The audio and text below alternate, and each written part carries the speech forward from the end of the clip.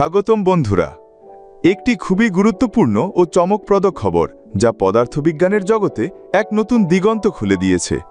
আপনারা হয়তো শুনেছেন আইনস্টাইন নামের এক বিখ্যাত বিজ্ঞানী, যিনি অনেক বছর আগে বলেছিলেন যে কোনো তথ্য, কোনো সংকেত, কোনো প্রভাব, আলো বা শব্দ সবকিছুই নির্দিষ্ট একটা সীমা ভ্রমণ করে।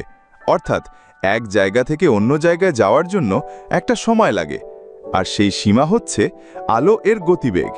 তিনি বিশ্বাস করতেন কোনো কিছুই আলো এর গতির চেয়ে দ্রুত গতিতে চলে না। এই বিশ্বাসকে আমরা বলি বিশ্বের সর্বোচ্চ গতি।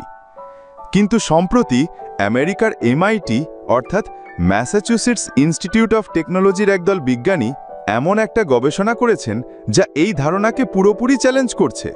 তারা দেখিয়েছেন কোয়ান্টাম নামক অতি ছোট ছোট কণা খুব দূরে থাকলেও একে অপরকে মুহূর্তের মধ্যে প্রভাবিত করতে পারে, এমনকি কোনো স্পষ্ট সংকেত বা যোগাযোগ ছাড়াই। এটিকে বলে কোয়ান্টাম এনট্যাঙ্গেলমেন্ট, বা বাংলায় বললে কোয়ান্টাম জট। কোয়ান্টাম এনট্যাঙ্গেলমেন্টের মধ্যে কি আছে?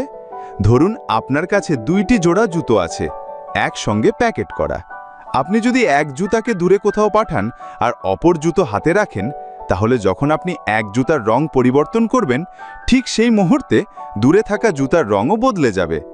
এমনই একটা অবিশ্বাস্য ঘটনা ঘটে কোয়ান্টাম কণার ক্ষেত্রে।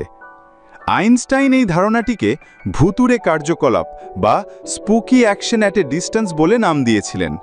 কারণ এটা একদমই বোধগম্য নয় যে কোনো জিনিস মুহূর্তের মধ্যে আলো বা কোনো সংকেত ছাড়াই দূরবর্তী অন্য জিনিসকে প্রভাবিত করতে পারে।